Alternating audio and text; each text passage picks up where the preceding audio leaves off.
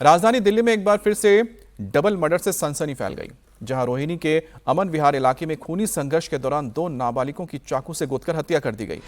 मृतकों की पहचान जॉनी और मयंक के रूप में हुई है। शुरुआती जांच में सामने आया कि जॉनी और मयंक अपने साथी दिनेश के साथ अमन विहार इलाके में पहुंचे थे, जहां तीनों रितेश नाम के युवक की तलाश कर रहे थे, लेकिन इसी दौरान उनका दूसरे पक्ष के साथ विवाद हो गया। आरोप है कि जॉनी और मयंक ने एक महिला और उसके बेटे पर हमला कर दिया। वारदात को अंजाम देकर जब वो आरोपी मौके से भागने लगे तो महिला का बेटा और कुछ लोगों ने आरोपियों का पीछा किया। इसी दौरान भागते समय आरोपियों के हाथ से चाकू गिर गया और पीछा कर रहे नाबालिग ने चाकू से दोनों पर ताबड़तोड़ वार कर दिया। वारदात के बाद घायल हमलावर को अस्पताल पहुंचाया गया, लेकिन डॉक्टर्स ने दोनों को मृत घोषित कर दिया। वहीं हमलावरों का एक साथी दिनेश का इलाज चल रहा है। दिल्ली के रोहिणी इलाके में बुधवार की शाम खूनी संघर्ष में दो युवकों की हत्या कर दी गई। वारदात अमन विहार इलाके में उस वक्त हुई जब जॉनी और मयंक नाम के दो युवक अपने एक साथी के साथ यहाँ तीसरे एक युवक की तलाश करने के लिए आए हुए थे। इसी दौरान दूसरे पक्ष से झगड़ा हो जाता है और उस झगड़े में इन युवकों ने मिलकर एक महिला और उसके बेटे पर हमला कर देते हैं। महिला और उसका बेटा घायल होता है, लेकिन उसी दौरान जो आसपास के लोग होते हैं वो उनका पीछा करने लगते हैं और पीछा करने के दौरान जो उनके पास चाकू होता है वो चाकू रास्ते में गिर जाता है। इसी दौरान एक नाबालिग बच्चे के हाथ में वो चाकू लगता है और उसी चाकू से दोनों युवकों पर ताबड़तोड़ हमला करके उन्हें मौत के घाट उतार देता है। तस्वीरों में आप देख सकते हैं कि ठीक इसी जगह पर वारदात को अंजाम दिया गया है। घटना के बाद मौके पर पुलिस पहुंची है। पूरी घटना की तहकीकात शुरू कर दी गई। पुलिस की जांच में पूरी घटना की तस्दीक की गई है और उसके बाद पुलिस ने आरोपी को गिरफ्तार कर लिया है। वहीं मामले में पुलिस ने कार्रवाई करते हुए वारदात में शामिल नाबालिग आरोपी को पकड़ा है। हत्या में इस्तेमाल किया गया चाकू भी बरामद हुआ है। पुलिस ने दोनों पक्षों की शिकायत पर हत्या और हत्या की कोशिश का क्रॉस केस दर्ज करके जांच शुरू कर दी है। हालांकि मृतकों के परिजनों का कहना है कि उनके बच्चों का किसी से कोई विवाद नहीं था और उन्हें नहीं पता है कि उनके बच्चों को क्यों मारा गया। ऐसे में पुलिस मामले की जांच अच्छे से करे। मयंक हमारा भांजा है जिसका मर्डर हुआ है। हमें नहीं पता किसने किया, कैसे किया, क्यों किया। हमें तो बस खबर मिली थी फ़ोन पे कि उसकी कहीं पे चोट वोट लग गई है, बस इतना पता है। बाकी उसके बाद संजय गांधी अस्पताल गए, वहाँ जाके पता लगा कि उनका पोस्टमार्टम के लिए लेके गए, बस इतना पता है। थाने में गए थे, एसएचओ साहब जो हैं वो कर रहे हैं अपनी इंक्वायरी, जो भी उनके पास आएगा वो बताएंगे। वो नहीं पता है। कोई लेडीज आई थी एरिया में, नाम पूछते ही जोनी का घर कौन है, मेरे चाचा का लड़का हूँ। तो उस दुकान पे कोने पे दुकान है, वो दुकान वाले से पूछ रही थी। दुकान वाले ने हमारे को बताई कि जोनी है, ऐसे ऐसे कोई लेडीज ढूंढ रही थी इसको और उसकी संजय गांधी में चाकू वाकू मार रखे, वो संजय गांधी में। तो हम संजय गांधी हॉस्पिटल आए तो यहाँ आके देखा तो उसकी मृत्यु हो चुकी थी और पुलिस वाले लेके आए थे उसको। पुलिस वालों से पूछताछ करी हमने कि सर ये कहाँ कैसे घटना हुई, किसने मारा। तो वो ये बोल रहे कि अभी कुछ पता नहीं है, सेक्टर 20 के पास में अमन विहार एरिया, वहाँ पे ये घटना हुई है। और अगली बड़ी खबर भी दिल्ली से है, जहां पर दहेज हत्या का मामला सामने आया। दिल्ली के इंदरपुरी में दहेज की मांग पर महिला की हत्या कर दी गई। पुलिस ने इस मामले में आरोपी पति और देवर को गिरफ्तार किया है। दिल्ली के इंदरपुरी इलाके में विवाहिता की संदिग्ध मौत के मामले में पुलिस ने पति समेत परिवार के 3 लोगों के खिलाफ केस दर्ज किया है। पुलिस के मुताबिक 18 मई को होली चौक के दासघरा गांव क्षेत्र से पीसीआर कॉल मिली थी, जिसमें एक महिला के बिल्डिंग से गिरने की सूचना दी गई थी। मौके पर पहुंची पुलिस घायल महिला को अस्पताल लेकर गई, जो डॉक्टर्स ने उसे मृत घोषित कर दिया। तो सर ये 18 तारीख की बात है, करीबन 9:55 पे मेरी बड़ी दीदी के पास कॉल आया था मेरी बहन के फ़ोन से कि भाई दीदी मेरे को बचा लो, ये लोग मुझे बहुत मार रहे हैं और मैं बच नहीं पाऊंगी, मेरे को ये मार रहे हैं और आखिरी बार बस मेरी पापा से मेरी बात करा दो, मैं मिलूंगी नहीं दीदी, ऐसे करके उन्होंने बोला और झटपटा से एकदम फ़ोन छीन गया उनका ऐसा।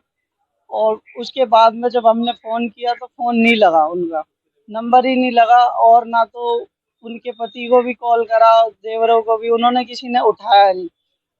उठाने के बाद जब वहां से उसी के जस्ट 7 या 8 मिनट बाद हमारे पास कॉल आता है उसके देवर का कि तुम्हारी बहन छत से गिर गई। हम उसी टाइम रास्ते में ही थे जब हमारी बहन ने हमें कॉल किया था। जब हमने पहुंचे वहां पे देखा हॉस्पिटल में जाके, हॉस्पिटल में हमें मिलने नहीं दिया गया। हम हॉस्पिटल में गुहार लगाते रहे, हमें एक बार हमारी बहन से मिला दो, किसी ने नहीं मिलाया हमें हमारी बहन से। और महिला की शादी को 7 साल से कम वक्त हुआ था और साथ ही परिजनों के बयान के आधार पर दहेज कानून के तहत मामले की जांच शुरू की गई है। पुलिस जांच, परिजनों के बयान, पोस्टमार्टम रिपोर्ट के आधार पर इंद्रपुरी थाने में दहेज हत्या का केस भी दर्ज हुआ है। मामले में पति राजू सिंह और उसके 2 भाइयों को आरोपी बनाया गया है, जिनमें से पति और एक भाई को गिरफ्तार किया गया है। पति के फरार एक और भाई की पुलिस तलाश कर रही है। महिला के भाई का आरोप है कि शादी के बाद से ही ससुराल वाले दहेज की मांग कर रहे थे और उनकी बहन के साथ मारपीट किया करते थे। मैं भाई हूँ सर। मामला ये था कि उसको शादी करी थी हमने 2 दिसंबर 2022 में। तब से 2-4 महीने के बाद ही उनकी डिमांड काफी सारी थी शादी में कि हमें ये देना वो देना, लेकिन हमसे जितना हो सका हमने उनके लिए करा।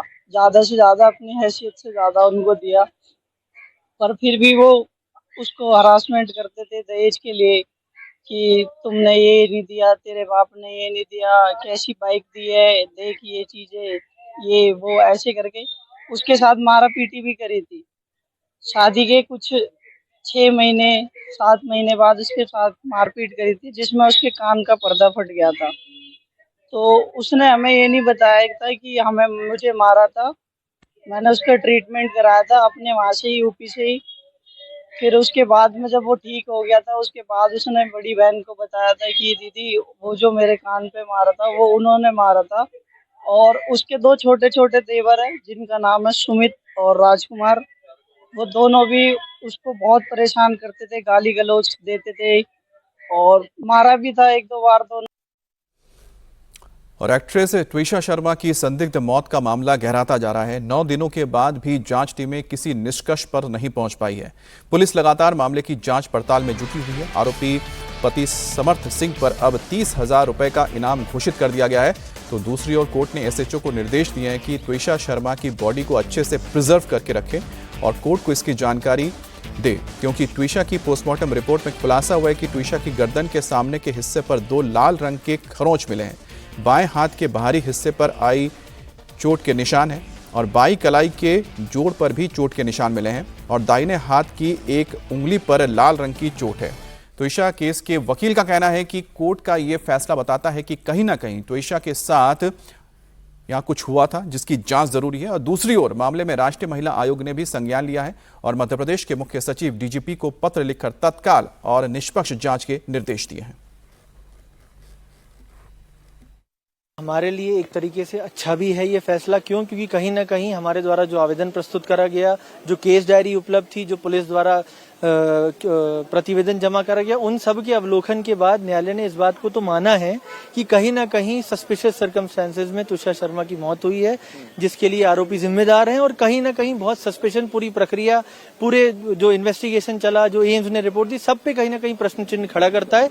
क्यों? क्योंकि पार्शली हमारी एप्लीकेशन अलाउ करी है। क्या एप्लीकेशन का कौन सा पार्ट अलाउड किया है? एसएचओ को तत्काल रूप से ये आदेश पारित करे हैं, लेटर जारी करे हैं मजिस्ट्रेट ने कि आप तत्काल प्रभाव से बॉडी को प्रिजर्व करिए बेस्ट कंडीशंस में जो हो सकता है और न्यायालय को सूचित करिए। ठीक बात है। अब एसएचओ द्वारा जो जानकारी प्रस्तुत करी जाती है उसका हमें भी इंतजार है। पर आपको दिल्ली एम्स में आपने जो मांग की थी उसे तो खारिज कर दिया गया। सर ठीक है, लेकिन कहीं ना कहीं माना ये मजिस्ट्रेट ने कि हाँ 2nd PM रिक्वायर्ड है, वो उनके ऑर्डर से लगता है। तो कहीं ना कहीं हमारे लिए एक थोड़ी सी जीत है, अच्छी जीत है। अब इसके बाद जो भी लीगल कोर्स होगा, ऑर्डर मिलने के बाद क्यों खारिज करा, डिटेल में ऑर्डर पढ़ के विक्टिम की फैमिली से बात करके अगर लगता है तो हम और ऊपर जाएंगे। इसी बात को तो आपको पत्र लिखा था पुलिस ने आप लोगों को कि हमारे पास -4 में अभी यहाँ पे फ्रीज किया गया है। सर इन्वेस्टिगेटिंग एजेंसी का तो शुरू से ये है कि आप क्रिमिनेट कर दो, तो वो कोई एफर्ट नहीं कर रहे हैं। अब उनके हिसाब से अब क्योंकि न्यायालय में मामला आ गया है, न्यायालय ने एक दिशा निर्देश आदेश जारी करा है, तो अब एसएचओ साहब की रिस्पॉन्सिबिलिटी है प्रॉपरली ऑर्डर जो भी उनका है वो कार्रवाई कर जमा करें। आखिरी सवाल, अब अगला कदम क्या होगा? अब सर ऑर्डर की कॉपी लेंगे, विक्टिम की फैमिली से बात करते हैं। अगर सबका कंसेंट है, सबका लीगल ओपिनियन है ऐसा और फैमिली का कंसेंट है कि हमको और आगे लड़ना है, तो हम जहां भी उचित प्लेटफॉर्म होगा वहां जाएंगे। तो त्विषा शर्मा के इस मामले में कोर्ट की ओर से एक फैसला आया है जिसमें उनकी बॉडी को प्रिजर्व करने के लिए कहा गया है और साथ ही आरोपी पति अभी भी फरार है जिसके ऊपर 30,000 रुपए का इनाम घोषित किया गया है। और जिस तरह से त्विषा शर्मा के वकील, उनके परिवार के वकील का ये कहना है कि वो ये चाहते हैं और उनकी मांग थी कि एक बार फिर से पोस्टमार्टम करवाई जाए और यही वजह कि कोर्ट ने संज्ञान लेते हुए बॉडी को प्रिजर्व करने के लिए कहा है। तो त्विषा की सास को लेकर भी कई सारी चीज़ें निकलकर सामने आई है और महिला आयोग की ओर से राज्य के डीजीपी और तमाम बड़े अधिकारियों से कहा गया है कि इस पूरे मामले पे बिना किसी भेदभाव के काम किया जाए और सफाई के साथ इसमें काम हो। वहीं मामले में सीबीआई जांच की मांग भी तेज हो गई है। परिवार का सीधा कहना है कि उन्हें यहां के प्रशासन पर भरोसा नहीं है। मामले में प्रभावशाली लोगों का दबाव है, न्यायिक प्रक्रिया में हस्तक्षेप किया जा रहा है। ऐसे में परिवार केस दिल्ली शिफ्ट करने की मांग कर रहा है। मकसद में कामयाब हो रहे हैं, ये बॉडी को डिकम्पोज करके किसी काम लायक नहीं छोड़ के रखे हुए हैं। हमें मजबूर कर रहे हैं कि हम इन आगे बढ़ ही ना पाए, अपने न्याय के लिए बढ़ ना पाए। हमने न्याय से वंचित करने की सारी प्रक्रिया चल रही है न्यायाधीशों द्वारा। यहाँ पर देखिए, एक बॉडी को डिले करना PM2 से और ये कहना कि हमें तो कोई तकलीफ नहीं है, ये और फिर एम्स का लेटर लिखना, ये सब बातें दिखाता है कि आप डिकम्पोज करके अपने कानून की आड़ में आप एक बहुत बड़ा अपराध कर रहे हैं। यहाँ पर 15 तारीख के बाद में लिगेचर दिया जाता है ताकि पहले अक्यूज्ड को बेल मिल जाए, एंटीसिपेटरी बेल को दिलवाने के लिए। ये उसी ग्राउंड्स पर आपने एक बेल रिजेक्ट की, एक बेल को आपने एक्सेप्ट किया। ये अपने आप में बहुत अद्भुत एग्जाम्पल है ये, ताकि कल उस लेडी ने, अक्यूज्ड ने जाके टेलीविजन पर बोला कि हम जब उस लड़के को सबमिट करेंगे जब जुडिशियल रिक्वायरमेंट होगी, तो इसका मतलब उस लेडी को पता है वो कहाँ है, उसकी कस्टडी में। वो जब सबमिट कर सकती है तो वो आज भी कर सकती है। तो ये पुलिस क्यों नहीं उसको गिरफ्तार कर रही है? क्यों वो घूम रही है साथियों से छेड़छाड़? वो कल भी कंज्यूमर फोरम के अपनी जो हेड है उसमें ऑफिस ज्वाइन किया उसने। बड़े शर्म की बात है। अक्यूज्ड को आप अलाउ कर रहे हो काम करने के लिए, तो कैसे ये प्रभावित नहीं होगा? उनके सारे प्रभाव दिख रहे हैं, सारे साक्ष्य दिख रहे हैं कि वो प्रभावशाली लोगों में। और अगली बड़ी खबर मुंबई के बांद्रा इलाके से, जहां पर कल अतिक्रमण हटाने के दौरान उपद्रवियों ने पुलिस और प्रशासन की टीम पर पथराव किया और अब पुलिस का पथराव करने वाले उपद्रवियों के खिलाफ एक्शन शुरू हो गया है। पुलिस ने अब तक 10 पत्थरबाजों को हिरासत में लिया है। पथराव में 3 पुलिसकर्मी जख्मी हुए थे। मुंबई के पॉश इलाके बांद्रा में कल जबरदस्त टेंशन देखने को मिली। बांद्रा में रेलवे की जमीन खाली कराने के लिए पुलिस बुलडोजर लेकर पहुंची थी, लेकिन पुलिस पर वहां मौजूद लोगों ने पत्थरबाजी कर दी। एक तरफ बुलडोजर के साथ पुलिस वाले थे तो दूसरी तरफ पत्थरबाजों की भीड़ थी। मुंबई के बांद्रा के गरीब नगर में रेलवे की जमीन पर अवैध मस्जिद हटाने की ये पूरी कार्रवाई हुई है। बॉम्बे हाईकोर्ट के आदेश के बाद ये कार्रवाई शुरू हुई है। रेलवे प्रशासन ने अतिक्रमण हटाने की कार्रवाई को लेकर वहां के लोगों को पहले ही नोटिस भेज दिया था। रेलवे की जमीन पर अवैध कब्जा का ये संवेदनशील मामला कानूनी प्रक्रिया के चलते साल 2017 से कोर्ट में लंबित था, जिस पर अब फैसला आ गया है। बॉम्बे हाईकोर्ट ने अपने आदेश में विशेष रूप से साफ किया है कि इस कार्रवाई के दौरान किसी भी वैध या कानूनी ढांचे को कोई नुकसान नहीं पहुंचना चाहिए। शुरुआत में पूरी कार्रवाई शांतिपूर्ण तरीके से चल रही थी। कुछ लोगों की भीड़ जुटी तो पुलिस ने उनसे बातचीत करके मामला सुलझा लिया। बावजूद इसके थोड़ी ही देर बाद दर्जनों की भीड़ आई और पुलिस को निशाना बनाकर पत्थरबाजी की गई, जिसके बाद पुलिस ने पत्थरबाजों पर एक्शन शुरू किया है और अब तक 10 ऐसे पत्थरबाजों को गिरफ्तार किया गया है। वहीं पत्थरबाजी में घायल हुए कई पुलिस वालों को इलाज के लिए अस्पताल भेजा गया है। निर्मल नगर पुलिस स्टेशन के ज्यूरिसडिक्शन में रेलवे प्रशासन की ओर से एंटी एनक्रोचमेंट ड्राइव चल रहा है, जो माननीय न्यायालय के आदेश के अनुपालन में हो रहा है। ये कल से ये जो कार्रवाई चल रही थी, इस पर आज कुछ एंटी सोशल एलिमेंट्स ने पत्थरबाजी करने की कोशिश की, जिसको मुंबई पुलिस ने एप्रोप्रिएट फोर्स का यूज़ करके उनको यहाँ से तितर-बितर किया है। और इसमें हमने 7 सस्पेक्ट संदिग्ध लोगों को ताबे में भी लिया है। FIR करने का काम चल रहा है और इसमें जो भी ऐसा कोई करने की कोशिश करेगा उसके ऊपर बहुत strong action Mumbai police. Railway के CPRO विनीत अभिषेक इस वक्त हमारे साथ हैं। माहौल खराब हो गया, आप लोग कोशिश कर रहे थे कि शांति से सब कुछ हो जाए, लेकिन एकाएक हमने देखा कि पत्थरबाजी हो गई। देखिए, ये कहना बहुत अतिशयोक्ति होगी। जो हमारी प्लानिंग थी पूरी, ये डिटेल्ड प्लानिंग के बाद ही हमने ये पूरा जो मैन पावर है, पूरी जो स्क्वाड की डिप्लॉयमेंट हुई, ये सारे सिनेरियो को प्री एम्प्ट करते हुए, विजुअलाइज करते हुए ही ये जो 1200 के करीब लोग हैं, जिसमें 500 सिटी पुलिस, 250 आरपीएफ, 200 जीआरपी, बाकी रेलवे के staff, senior officers from city police, RPF, GRP, ये सभी जो डिप्लॉयमेंट हुई है सारे सिनेरियोज को ध्यान में रख के ही किया गया है। लेकिन यहाँ एक बात कहनी बहुत जरूरी है कि ये पूरी जो एक्सरसाइज है उसको एग्जीक्यूट करने में हमने ये इंश्योर किया है और करते रहेंगे कि ह्यूमैनिटेरियन एंगल भरपूर मात्रा में रहे, किसी भी व्यक्ति को कोई भी हानि ना हो, कोई क्षति ना हो, कोई दिक्कत ना हो। आज सुबह की बड़ी खबर, लोकसभा में विपक्ष के लीडर और कांग्रेस नेता राहुल गांधी के एक बयान से सियासी माहौल गर्मा गया है।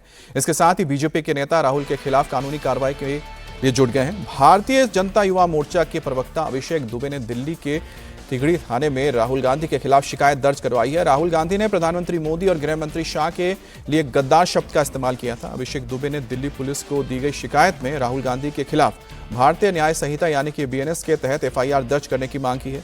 इस विवाद के बाद पूरी एनडीए और बीजेपी के लीडर्स राहुल गांधी पर हमलावर हो गए हैं। सभी बड़े नेता राहुल गांधी से पब्लिकली माफी मांगने की मांग कर रहे हैं। वहीं राहुल गांधी ने फिर से यही बयान दोहराते हुए माफी मांगने से इनकार कर दिया है।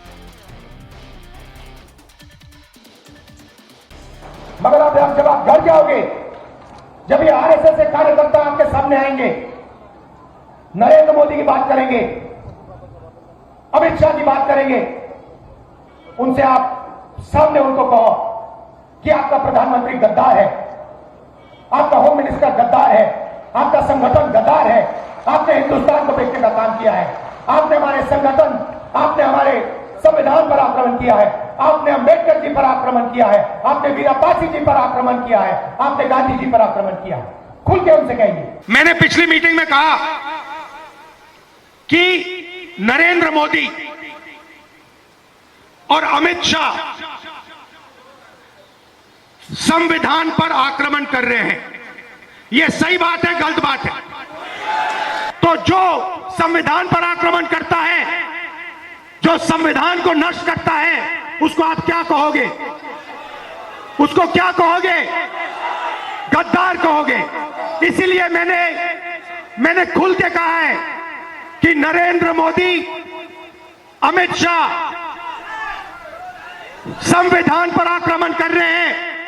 उन्होंने देश का धन अदानी अंबानी को बांटा, उन्होंने देश की संस्थाओं को खत्म किया, उन्होंने वोट चोरी करवाई, इलेक्शन कमीशन को दबाया, जुडिशरी पर दबाव डाला। आरएसएस के लोग सुन लो, आपने कहा कि मुझे माफी मांगनी चाहिए, मैं कभी माफी नहीं मांगूंगा, फिर बोलूंगा। अमित शाह और नरेंद्र मोदी गद्दार हैं क्योंकि उन्होंने कॉन्स्टिट्यूशन पर आक्रमण किया है। सुन लो अच्छी तरह, मैं तुम लोगों से नहीं डरता हूं। और राहुल गांधी के इस बयान से बीजेपी आग बबूला हो गई है। बीजेपी के नेताओं ने राहुल के बयान पर सख्त नाराजगी जताई है और बीजेपी अध्यक्ष नितिन नवीन से लेकर योगी आदित्यनाथ, देवेंद्र फडणवीस, शुभेंदु अधिकारी, सम्राट चौधरी, पुष्कर सिंह धामी, बीजेपी के तमाम मुख्यमंत्रियों ने राहुल गांधी के बयान को देश की जनता का अपमान बताया। नितिन नवीन ने कहा कि राहुल गांधी के इसी व्यवहार के कारण कांग्रेस गर्त में पहुंच गई है, लेकिन राहुल पुरानी गलतियों से सीखने को तैयार नहीं है। राहुल गांधी जी का आज का बयान बहुत ही दुर्भाग्यपूर्ण है और कहीं ना कहीं उनकी अराजकतावादी मानसिकता को दिखाता है। किस प्रकार से आप शब्दों का प्रयोग करते हैं, जिन शब्दों का आप प्रयोग कर रहे हैं, क्या नक्सलवाद खत्म करना गद्दारी है? क्या इस देश की जमीन को सुरक्षित रखना गद्दारी है? क्या इस देश के तिरंगे का सम्मान पूरे विश्व में बनाना गद्दारी है? अगर ऐसे शब्दों का आप प्रयोग करते हैं तो मुझे समझ में नहीं आता कि आपके पूर्वजों ने, आपके कांग्रेस के पुराने नेताओं ने जिस प्रकार से यहाँ के सैनिकों के सर काट दिए जाते थे, आप मौन बैठते थे। लेकिन आज भारतीय सेना को सम्मान के साथ, स्वाभिमान के साथ काम करने का जो मौका मिला है वो यशस्वी प्रधानमंत्री नरेंद्र मोदी के नेतृत्व में मिला है। और मैं मानता हूं कि भारतीय राजनीति के आप राहु हैं जो कहीं न कहीं पूरे तरह से देश की राजनीति की वातावरण को गंदा और दूषित करते हैं। आपने केवल नरेंद्र मोदी का ही अपमान नहीं, आपने देश की 140 करोड़ जनता का अपमान किया है। लेकिन शायद आप पुरानी चीज़ों से सबक नहीं सीखते हैं। देश की जनता ने जब आपने आदरणीय नरेंद्र मोदी जी का अपमान किया है, तब इस देश की जनता ने नरेंद्र मोदी को जीत दिया है। देश की जनता ने जीत का माला नरेंद्र मोदी को पहनाने का काम किया है। तो आने वाले समय में भी आपको इस बयानों के लिए, दुर्भाग्यपूर्ण बयानों के लिए निश्चित रूप से बड़ी कीमत चुकानी पड़ेगी। नरेंद्र मोदी प्रधानमंत्री राष्ट्रीय विचाराचा संबंधी आमची त्यांची भूमिका ही वेगळी असू शकते, पण आज भारताच्या बाहेर देशाची प्रतिष्ठा जपण्याचं काम मोदी करतात ही गोष्ट आपल्याला दिसून चालणार नाही. तिथं देशाची प्रतिष्ठा जिथे येते तिथं राजकीय मुद्दे हे करायचे नाही. और नीट पेपर लीक के मामले में सीबीआई का ताबड़तोड़ एक्शन जारी है। कई जगहों पर छापे मारे जा रहे हैं। सीबीआई के अधिकारियों ने महाराष्ट्र के अलग अलग जिलों से आए कई संदिग्ध छात्रों और उनके अभिभावकों से मैराथन पूछताछ की। इसके अलावा कोचिंग संचालक के बेटे से भी 10 घंटे पूछताछ हुई है। तो मामले की गंभीरता को देखते हुए संसदीय स्थायी समिति ने आज एनटीए चीफ और शिक्षा विभाग के अधिकारियों को तलब किया है, जिनसे पूछताछ की जाएगी। कांग्रेस नेता दिग्विजय सिंह की अध्यक्षता वाली समिति इन अधिकारियों से पेपर लीक के मामले में जांच का अपडेट लेगी और पेपर सुधार पर जानकारी लेगी। दरअसल साल 2024 में भी पेपर में गड़बड़ियों के बाद गठित राधाकृष्णन समिति ने पेपर में सुधारों की सिफारिश की थी। बावजूद इसके 2026 में नीट यूजीसी पेपर लीक के मामले सामने आए। दूसरी ओर सरकार री एग्जाम को लेकर पूरी तैयारी में जुटी है। शिक्षा मंत्री धर्मेंद्र प्रधान सुपर एक्टिव हैं। पेपर लीक रोकने के लिए रोज रोज मीटिंग हो रहे हैं। धर्मेंद्र प्रधान ने सेंट्रल सिक्योरिटी और इंटेलिजेंस एजेंसी के अधिकारियों के साथ मीटिंग की है और सोशल मीडिया पर नजर रखने को कहा है। धर्मेंद्र प्रधान ने कहा है कि पेपर लीक में टेलीग्राम चैनल्स का सबसे बड़ा रोल सामने आया है, इसलिए इन चैनल्स की मॉनिटरिंग की जाएगी। वहीं पर मामले पर सियासत भी जोरों पर है। आज राजस्थान प्रदेश कांग्रेस कमेटी पेपर लीक का विरोध जताएगी और बीजेपी कार्यालय का घेराव करेगी। यह विरोध प्रदेश कांग्रेस अध्यक्ष गोविंद सिंह डोटेसरा के नेतृत्व में होगा। वहीं यूपी के ग्रेटर नोएडा में बदमाशों के हौसले बुलंद हैं, जहां हाईटेक और इकोटेक थर्ड थाना क्षेत्र के वैदपुरा गांव में बाइक सवार अज्ञात बदमाशों ने एक युवक पर ताबड़तोड़ फायरिंग की। जानकारी के मुताबिक बदमाशों ने ऑफिस जा रहे युवक को 6 गोलियां मारी, जिसकी इलाज के दौरान मौत हो गई। मृतक की पहचान दीपक नागर के रूप में हुई है। वहीं घटना की सूचना मिलने पर मौके पर पहुंची पुलिस और फॉरेंसिक टीम ने घटनास्थल का निरीक्षण किया, जिसके बाद डीसीपी ने मामले का जल्द खुलासा करने के लिए 2 टीमों का गठन किया है और आरोपियों की तलाश शुरू कर दी है। उत्तर प्रदेश में अतिक्रमण के खिलाफ एक्शन जारी है। इसी क्रम में चंदौली में सड़क चौड़ीकरण के लिए बुलडोजर एक्शन देखने को मिला। पीडीडीयू नगर के मुगलसराय मार्केट में प्रशासन ने कार्रवाई की और 2 दर्जन से ज्यादा 3 मंजिला मकान बुलडोजर के जद में आ गए। जानकारी के मुताबिक जीटी रोड के पास 48 फीट के अंदर आने वाले मकानों और दुकानों पर यह कार्रवाई हुई है, जिस दौरान प्रशासनिक अधिकारियों समेत भारी पुलिस बल भीषण गर्मी में तैनात रहे। पिछले 15 दिन से चल रहे अभियान के तहत अब तक 280 से ज्यादा अवैध अतिक्रमण हटाए गए हैं।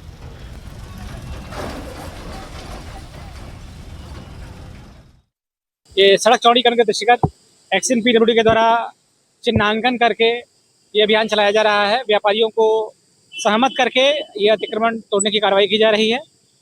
मौके पर शांति व्यवस्था के लिए मैं सीओ साहब और मुगलसराय के एसएचओ साहब लगातार लगे रहते हैं। ट्रैफिक डाइवर्जन किया गया है और इस बात का पूर्णतः ध्यान रखा जा रहा है कि कोई जान माल की हानि ना हो। अभी 2-3 दिन और जो बृहद रूप से चलने की उम्मीद है। जैसे एक्शन साहब का वो होगा कि कार्य हमारा हो चुका है, उसके बाद हम लोग उसको बंद कर देंगे। और अपराध के खिलाफ बिहार सरकार फुल एक्शन में है। लगातार अपराधियों की धरपकड़ जारी है। इसी कड़ी में किशनगंज पुलिस और बदमाशों के बीच मुठभेड़ हुई है। फरीम गोड़ा के पास पुलिस चेकिंग कर रही थी। इसी दौरान जब एक संदिग्ध को रोकने की कोशिश की गई तो उसने पुलिस टीम पर फायरिंग कर दी, जिसके जवाब में पुलिस ने बदमाश के पैर में फायरिंग करके उसे पकड़ लिया। पकड़े गए बदमाश की पहचान पवन कुमार के रूप में की गई है, जिस पर किशनगंज जिले में 2 जबकि अन्य जिलों में कई आपराधिक मुकदमे दर्ज हैं। वहीं मुठभेड़ में घायल बदमाश और 2 पुलिसकर्मियों को अस्पताल में भर्ती कराया गया है।